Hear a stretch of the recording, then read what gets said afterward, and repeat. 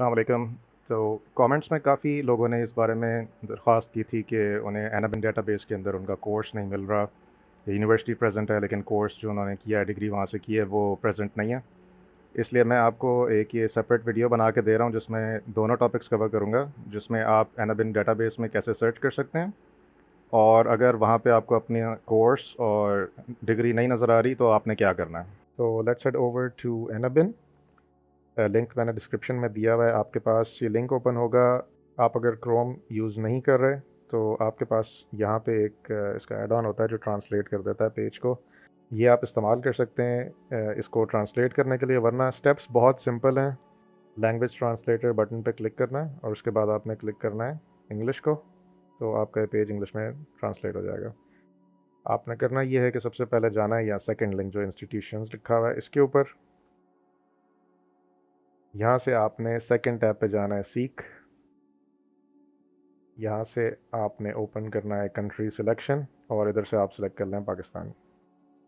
ठीक है, पाकिस्तान सिलेक्ट हो गया। आप यहाँ से कंफर्म योर कंट्री सिलेक्शन कर दें, आपके पास पाकिस्तान की सारी यूनिवर्सिटीज़ जो यहाँ पे लिस्टेड हैं वो आ जाएंगी। उसके बाद आप या तो इधर से सर्च कर लें उस कीवर्ड्स के साथ, या आप इधर से वर्बली भी कर सकते हैं। तो मैं अपनी फॉर एग्ज़ाम्पल सर्च करता हूँ बहरिया यूनिवर्सिटी। मैंने लिखा, बहरिया का लिखा, वहाँ पे एक मेरे पास यूनिवर्सिटी लिस्ट हो गई। बहरिया यूनिवर्सिटी जो है उसका स्टेटस H+ है, ये बिल्कुल ओके है जर्मनी के लिए। इसकी डिटेल मुझे चाहिए। आप इधर ऐड जो बटन बना हुआ है इसके ऊपर क्लिक करें। आपके पास ये टेबल एक ओपन हो जाएगा जिसके अंदर यूनिवर्सिटी की लिस्टिंग आ रही होगी। ठीक है, आप एक डॉक्यूमेंट जो है वो एक्सपोर्ट कर सकते हैं। प्रेस पे क्लिक करें, आपके पास वो एक प्रिंटर का डायलॉग बॉक्स ओपन हो जाएगा। यहाँ पे आपके पास सेव एज़ PDF होना चाहिए अगर आपने इसको PDF में सेव करना है, वरना आप उसको डायरेक्टली प्रिंट भी कर सकते हैं अगर आपके पास प्रिंटर है। सेव एज़ PDF करके इसको सेव कर लें कि ये तो हो गया आपकी यूनिवर्सिटी का। उसमें आपके पास ये कोर्सेज भी आ रहे होते हैं। आप खाली इसका स्क्रीनशॉट ना लें, आपकी जो डिग्री है, फॉर एग्जांपल मेरी ये मास्टर्स ऑफ बिजनेस एडमिनिस्ट्रेशन, तो इस पर मैं अगर क्लिक करूँगा तो मेरे पास इस डिग्री का भी पेज ओपन हो जाएगा जिसके अंदर इससे रेलेवेंट इन्फॉर्मेशन है कि ग्रेजुएशन क्लास कौन सी है, degree type, abbreviation and such, उसकी डिटेल्स, उसकी इक्वलेंसी डिटेल्स भी आ रही होती हैं आपके पास यहाँ पे। ठीक है, आप इसको भी एक दफ़ा ये प्रेस करके डाउनलोड कर लें। ये दोनों डॉक्यूमेंट्स आपके पास आ गए एनाबिन वाले, कि आपकी यूनिवर्सिटी डिग्रीज़ और उनकी इक्विवेलेंसी जो है वो जर्मनी के डेटाबेस के अंदर मौजूद है। अब अगर आपने इसमें सर्च किया, आपकी यूनिवर्सिटी नहीं शो हो रही या आपका कोर्स ही नहीं शो हो रहा, तो उस केस में क्या करना है। तो अब हम आते हैं अपने सेकंड क्वेश्चन के ऊपर, what to do if the degree is not listed. इस केस में आपको statement of comparability by central office of foreign education, जिसकी एब्रीविएशन है ज़ैब जर्मनी की, यहाँ से आपको ये स्टेटमेंट इशू करवानी होगी। ठीक है, इसका प्रोसेस भी बहुत सिंपल है, लेकिन यह है कि इसके अंदर फ़ीस इन्वॉल्व है। पहली एप्लीकेशन फॉर एग्जांपल अगर आप इसके अंदर सबमिट करेंगे, आपके 200 यूरो उसमें खर्च हो जाएंगे। मैं प्राइसिंग के ऊपर आता हूँ लेटर ऑन। तो अभी हम फ़िलहाल देख लेते हैं कि इसकी चेक लिस्ट क्या है, क्या क्या चीज़ें रिक्वायर्ड होंगी आपको। जो कंपैरेबिलिटी स्टेटमेंट है वो doctoral degree, masters degree, post graduate diploma या बैचलर्स डिग्री का करवा सकते हैं। वोकेशनल डिग्रीज़ और कोर्सेज़ का भी हो जाता है। इसका थोड़ा सा प्रोसेस डिफरेंट है और इसकी फ़ीस भी थोड़ी ज़्यादा होती है।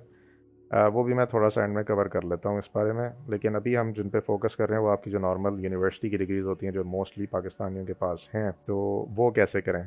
बैचलर्स डिग्री की एक चीज़ आप नोट कर लें, आपके पास अगर 2 साल की बैचलर्स डिग्री है वो जर्मनी की बैचलर्स डिग्री के इक्विवेलेंट नहीं होती। 4 साल की मेरा ख्याल है काफ़ी अर्सा हो चुका है जब यूनिवर्सिटीज़ ऑफ़र कर रही हैं, वो कंपैरेबल होती है जर्मनी की बैचलर्स डिग्री के। अगर तो वो 2 साल की है तो वो कंपैरेबल नहीं होगी, जर्मनी उसको एज अ हाई स्कूल या कोई इस तरह की डिग्री के साथ मैच करेगा। ठीक है, नेक्स्ट अब हम देख लेते हैं कि इसका प्रोसेस क्या है। वो भी काफ़ी सिंपल है। आपने अपने सारे डॉक्यूमेंट्स कलेक्ट करने हैं जिनके बारे में मैं अभी आपको बताऊंगा। आपने अपनी ऑनलाइन एप्लीकेशन को रजिस्टर करना है। आपने सारे डॉक्यूमेंट्स एप्लीकेशन समेत पोस्ट करने हैं, वो भी आपको बता दूंगा कहाँ पे पोस्ट करना है। जब आप पोस्ट कर देते हैं उसको, उसके बाद ये लोग आपको एक नोटिफिकेशन इशू करते हैं फ़ीस का। इनको स्विफ्ट के थ्रू बैंक ट्रांसफ़र जो होता है, ये पेमेंट सबमिट करनी है और फिर वो आप रिसीट जो है वो इनको ईमेल कर सकते हैं। वो सारी चीज़ें अभी हम देख लेते हैं। एक इम्पॉर्टेंट नोटिस कि आपने किसी भी चीज़ का ओरिजिनल डॉक्यूमेंट नहीं भेजना। आपकी सिर्फ जो एप्लीकेशन है जिसके ऊपर आपका साइन हुआ होगा, जो एप्लीकेशन फॉर्म है आपका, सिर्फ आपने उसको ओरिजिनल सेंड करना है। बाकी आपकी डिग्रीज, सर्टिफिकेट्स या जो भी दीगर चीज़ें हैं, पासपोर्ट वगैरह, ये सारी फ़ोटोकॉपी जाएंगी। और आपके केस में इनकी रिक्वायरमेंट है कि अगर आप अपनी डिग्री पाकिस्तान से भेज रहे हैं तो डिग्री की जो कॉपी है वो भी HEC से रजिस्टर्ड होनी चाहिए। नेक्स्ट अब हम देख लेते हैं कि डॉक्यूमेंट्स कौन कौन से रिक्वायर्ड हैं इसके लिए। डॉक्यूमेंट्स, इसका मैंने एक लिंक आपको दिया हुआ होगा डिस्क्रिप्शन में, ताकि अपडेटेड लिस्ट अगर कोई आती है, आप ये वीडियो 1 साल 2 साल बाद देख रहे हैं, तो आप उस लिंक को फॉलो कर लें ज़रूर कि अगर तो कोई चेंज आई है इस चीज़ में कि नहीं। वरना जो अभी की रिक्वायरमेंट्स हैं वो ये हैं कि एक आपका एप्लीकेशन फॉर्म जाएगा, आपका university diploma with NHEC attestation stamp English में होना चाहिए अगर आपकी डिग्री इंग्लिश में नहीं है। वैसे मेरा नहीं ख्याल किसी और लैंग्वेज में होती है हमारे यहाँ। अगर है तो आपको उसकी ट्रांसलेशन इंग्लिश में करवानी पड़ेगी, और वो भी HEC से रजिस्टर्ड होगी, मतलब उस पर स्टैम्प लगा होना चाहिए। यूनिवर्सिटी डिप्लोमा हो गया, आपकी ट्रांसक्रिप्ट हो गई, आइडेंटिटी डॉक्यूमेंट जो आपका पासपोर्ट है वही एक्सेप्टेबल होता है, उसके ऊपर वैलिड पासपोर्ट होना चाहिए, एक्सपायर ना हुआ वो। ये आपकी मैंडेटरी चीज़ें। उसके अलावा इफ़ एप्लीकेबल, मतलब हो सकता है कि आपका ये भी केस हो इसमें कि आपने एक यूनिवर्सिटी से दूसरी यूनिवर्सिटी में ट्रांसफ़र किया हो तो आपके वो क्रेडिट्स ट्रांसफ़र्ड होते हैं। इस केस में आपको पुरानी यूनिवर्सिटी की ट्रांसक्रिप्ट या डिग्री या उन्होंने जो भी चीज़ें इशू की हैं वो सारी चाहिए होंगी, इंग्लिश में ही होनी चाहिए वो। और उसमें एक लेवल और ये जो यहाँ पे मेंशन है कि आप अगर खाली अपनी मास्टर्स डिग्री जो है उसकी इक्विवेलेंस या उसका कंपैरेबिलिटी स्टेटमेंट चाह रहे हैं, तो आपको अपनी बैचलर्स डिग्री का सर्टिफिकेट और ट्रांसक्रिप्ट भी उसके साथ भेजना होगा। ठीक है, मेरे केस में जैसे मैंने MBA किया हुआ है, मैंने पहले उससे कंप्यूटर साइंस की बैचलर्स किया हुआ है, तो मुझे बैचलर साइंस की डिग्री और उसकी ट्रांसक्रिप्ट दोनों अपनी मास्टर्स का जो सर्टिफिकेट है वो और उसकी ट्रांसक्रिप्ट के साथ भेजना पड़ेगा। अगर आपने अपना नाम चेंज किया है, कोई ऐसी हरकतें आपने की हैं कि आपको अपना नाम चेंज करना पड़ गया, तो आपको उसका एक डॉक्यूमेंट मिलता है, सर्टिफिकेट मिलता है, आपको वो प्रोवाइड करना है। रेफ्यूजी ID और असाइलम हो सकता है हमारे यहाँ से कोई हमारे पड़ोसी मुल्क के लोग अप्लाई कर रहे हो, तो उनके केस में उनके पास ये रेफ्यूजी ID या असाइलम नोटिस होना ज़रूरी है, इसकी एक कॉपी चाहिए होगी। और अगर आप ब्लू कार्ड वीज़े के लिए अप्लाई कर रहे हैं तो आप इन सारी चीज़ों के साथ अपना वहाँ से जो एम्प्लॉय ने आपको एक जॉब ऑफ़र लेटर या सर्टिफिकेट इशू किया होगा कॉन्ट्रैक्ट टाइप का, वो उसकी कॉपी आपको यहाँ पे लगानी पड़ेगी। ओके, अब हम इस प्रोसेस को लाइव देख लेते हैं कि कैसे करना है। आपने इस साइट के ऊपर जाना है, जैप की जो वेबसाइट है, लिंक डिस्क्रिप्शन में मौजूद होगा। ये आपके पास ओपन होगा जर्मन में, लेकिन यहाँ पे वो एनबिन वाला केस नहीं है, यहाँ पे इन्होंने आपको फैसिलिटी दी हुई है, आपने इस पर क्लिक करना है। आपने इस वाले बटन पे क्लिक नहीं करना है, ये जो EN का बना हुआ है ये आपको इसके होम पेज पे ले जाएगा, आपसे ये वाला जो लिंक है ये निकल जाएगा आपके पास से। तो आप सिंपली यहाँ पे ये जो हमारे इन्वेडर्स हैं उनका झंडा लगा हुआ है, इसके ऊपर आप क्लिक कर दें। अच्छा, यहाँ पे वही प्रोसेस जो मैं आपको अभी ऑलरेडी बता चुका हूँ वो यहाँ पे लिस्टेड है कि आपने डॉक्यूमेंट्स कलेक्ट करना है, रजिस्टर करना है, ऑनलाइन सबमिट करना है, और उसके बाद आफ्टर यू अप्लाई आपको नोटिफिकेशन ऑफ फीस इशू होगा, उसके बाद आपने फ़ीस पे करनी है। तो एप्लीकेशन फॉर्म को हम देख लेते हैं एक दफ़ा कि वहाँ पे क्या क्या चाहिए। यहाँ पे ये एप्लीकेशन फॉर्म का बटन है, यहाँ पे एक लिंक भी होगा, आप इसके ऊपर क्लिक करें, ये आपके पास एक एप्लीकेशन फॉर्म ओपन हो जाएगा। यही एप्लीकेशन फॉर्म इनकी मुख्तलिफ़ किस्म के जो वीज़ाज़ हैं उन सब पे अप्लाई होता है, तो आप यहाँ से उसको सिलेक्ट कर लें अकॉर्डिंगली। अब जिस तरह हमारा जॉब सीकर वीज़ा है वो तो आपने उसमें वीज़ा ही सिलेक्ट करना है, कि आपका अगर ब्लू कार्ड स्पेसिफिकली मैंशनड है कि आप ब्लू कार्ड कैटेगरी में आ रहे हैं, आपने ब्लू कार्ड कर लेना है। ठीक है, अगर आप वहाँ पे पढ़ने के लिए जा रहे हैं तो उसके लिए ये यूज़ ऑफ एकेडमिक डिग्री या कंटिन्यू एजुकेशन का ऑप्शन सेलेक्ट कर लें।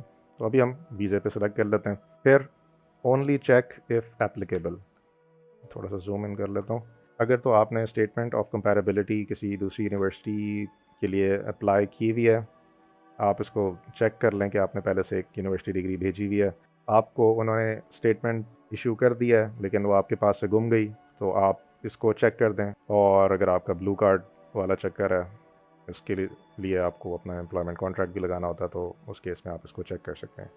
यहाँ पे आप अपनी पर्सनल इन्फॉर्मेशन एंटर कर दें, में कोई भी रॉकेट साइंस नहीं है। कॉन्टैक्ट इन्फॉर्मेशन में आ जाएगा आपका कंट्री पाकिस्तान, आपका पोस्टल एड्रेस। ठीक है, आप वो कह रहे हैं कि आप किसी जर्मनी में, आपका अगर कोई दोस्त है तो आप या रिलेटिव है उसको भी आप ये भेज सकते हैं, जो उसका प्रिंट आउट ये लोग सेंड करेंगे। उसके अलावा आपका फ़ीमेल एड्रेस, फ़ोन नंबर हो गया। यूनिवर्सिटी डिग्री के बारे में जो इन्फॉर्मेशन है वो अब आपने यहाँ पे एंटर करनी है। ओके, सबसे पहली चीज़ name of the degree. Name of the degree में आपने बता देना है, फॉर एग्जांपल अब मेरा मास्टर्स ऑफ बिज़नेस एडमिनिस्ट्रेशन था, वो मैं यहाँ पे एंटर कर दूंगा। और डिग्री प्रोग्राम भी हमारा सेम ही होता है, हमारे कोई स्पेशलाइज किस्म के नेम्स नहीं होते, तो वो हमने सेम यहीं पे एंटर कर देना है। आपके केस में अगर है मुख्तलिफ के डिग्री का एक नाम था और जो प्रोग्राम जो था उसका डिफरेंट नाम था, आप उस केस में यहाँ पे एंटर कर लें। स्पेशलाइजेशन मेरे केस में मार्केटिंग थी, स्पेशलाइजेशन मैं यहाँ पे मार्केटिंग लिखूँगा। यहाँ पे बैरिया यूनिवर्सिटी आ जाएगा, कंट्री आपने यहाँ से सिलेक्ट कर लेना है लिस्ट में से। सिटी ऑफ द यूनिवर्सिटी आपका जिस तरह इस्लामाबाद, लाहौर, कराची एंटर कर लें यहाँ पे। First day of enrolment, last day of enrolment, ये थोड़ा ट्रिकी है, मुझे एग्जैक्ट डेट नहीं याद, और वो ये लिखी हुई भी शायद कहीं पे नहीं होती डिग्री के ऊपर कि आपने एग्जैक्टली कब शुरू किया था, एग्जैक्टली कब ख़त्म हुआ था। मेरा ख्याल है आप उसको मंथली उस पर कर सकते हैं, मंथली तो अवेलेबल होता ही है। Date the degree was confirmed, ये आपके डिग्री के ऊपर लिखा हुआ था किस डेट को इशू हुई थी, आपने वो यहाँ पे डालनी है। ये आपका जो डिप्लोमा था उसमें नहीं लिखा हुआ ये चीज़, आप यहाँ पे इसको ब्लैंक छोड़ दें। डॉक्यूमेंट नंबर अगर डिप्लोमा का है तो वो आप यहाँ पे लिख दें, अदरवाइज़ इसको लीव एज ब्लैंक। अच्छा, did you right final thesis, depend करता है, अब आपकी डिग्री मुख्तलिफ तरह की होती हैं। इन केस येस और नो आपने यहाँ के ऊपर उसको मैंशन करना है। Standard duration of the degree programme in years, ये भी आप लोगों को पता होगा कि आपका मास्टर्स या बैचलर्स, फॉर एग्जांपल मेरा 4 साल का था, एमबीए जो था वो मेरा 3 साल का था, तो एमबीए के केस में मैं यहाँ पे 3 लिख दूँगा। Mode of study full time, part time या डिस्टेंस लर्निंग, अकॉर्डिंगली आप इसको भी सिलेक्ट कर लें। प्रायर एजुकेशन में आ गया, आपने डिग्री से पहले मतलब सेकेंडरी स्कूल कहाँ पढ़ा था उसकी इंफॉर्मेशन, कहाँ किस कंट्री में था, कब कंप्लीट हुआ, ये सारी चीज़ें आप फिल कर दें यहाँ पे। अगर कोई और यूनिवर्सिटी डिग्री है आपकी, लाइक फॉर एग्जांपल मेरे केस में बैचलर्स मैंने एक और यूनिवर्सिटी से किया था, मैं कॉमसैट्स की इंफॉर्मेशन यहाँ के ऊपर डाल दूँगा। वही सब चीज़ें। एडिशनल इन्फॉर्मेशन आप यहाँ पे बेशक कुछ भी लिखते हैं उनकी क्लैरिफिकेशन के लिए, जो इनको हेल्प आउट अगर कर दे। कुछ लोगों के केस में होता है ना, वो उन्होंने एक सब्जेक्ट ड्रॉप किया होता है, फिर वो कुछ और उठा लिया होता है, इतनी देर में पिछले सब्जेक्ट्स चेंज हो चुके होते हैं, ये पाकिस्तान के जो से आते हैं, तो आप यहाँ पे उसको एक्सप्लेन कर सकते हैं। फिर आप डिक्लेयर कर दें everything you provided is correct, यहाँ पे आप इसको येस कर दें, इसको भी येस कर दें, कंसेंट टू डेटा प्रोसेसिंग को भी येस कर दें, कंप्लीट योर एप्लीकेशन। जब आप उसको कंप्लीट पे क्लिक करेंगे आपके पास ये वाली स्क्रीन आ जाएगी, यहाँ से आप फॉर्म को डाउनलोड कर सकते हैं। ये मैंने क्लिक किया और ये मेरे पास जो एड्रेस इनका जहाँ पे ये जाना है आपके पास वो प्रिंट हुआ है। आपके फॉर्म की सारी डिटेल्स इस पर प्रिंट है, यहाँ पे आपने अपना सिग्नेचर मारना है और इसको इस एड्रेस के ऊपर आप रवाना कर दें।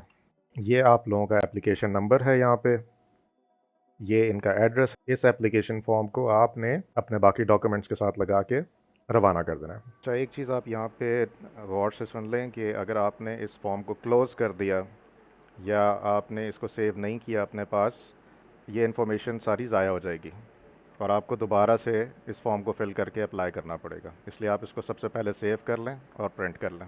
तो ये हमारा प्रोसेस अब कंप्लीट हो गया। ये लोग जब आपको इशू करेंगे स्टेटमेंट, वो उस एड्रेस पे चली जाएगी जो आपने मेंशन किया होगा, आपको ईमेल भी आ जानी चाहिए। और अगर तो आपके पास वोकेशनल ट्रेनिंग सर्टिफिकेट है कोई, उस केस में आपने इस लिंक के ऊपर जाना है, जो आपको मैं शेयर कर दूंगा इस लिंक को डिस्क्रिप्शन के अंदर, उसमें लिखा होगा सर्टिफिकेट ऑफ इक्विवेलेंस।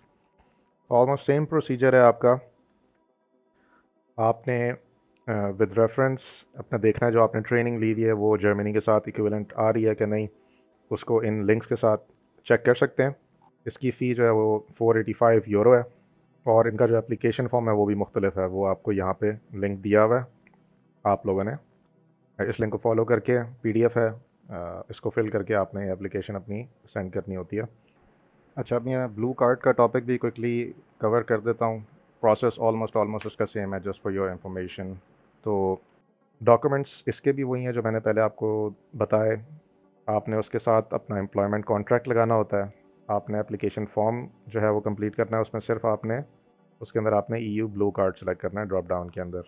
फिर वही है, आपने डॉक्यूमेंट्स अपने सेंड किए, आपने फ़ीस उसकी पे की और आपका कंपैरेबिलिटी स्टेटमेंट इशू हो जाएगा अकॉर्डिंग टू देयर टाइमलाइंस।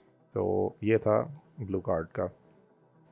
अच्छा, नेक्स्ट हम आ जाते हैं अब फ़ी स्ट्रक्चर पे। फ़ी आपकी जो पहली एप्लीकेशन होगी, यूरो 200 आपने इनको पे करने होंगे। एडिशनल कोई भी आप एप्लीकेशन इनको सेंड करेंगे वो आपकी 100 यूरो जाती रहेगी।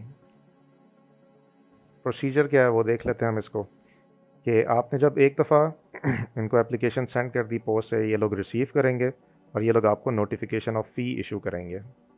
इसके अंदर आपकी सारी इन्फॉर्मेशन होगी कि फ़ी क्या है, पेमेंट डेडलाइन क्या है, बैंक अकाउंट इन्फॉर्मेशन क्या है, ये सारा आपको उस टाइम पता चलेगा ईमेल के अंदर। Fee can only be paid by bank transfer.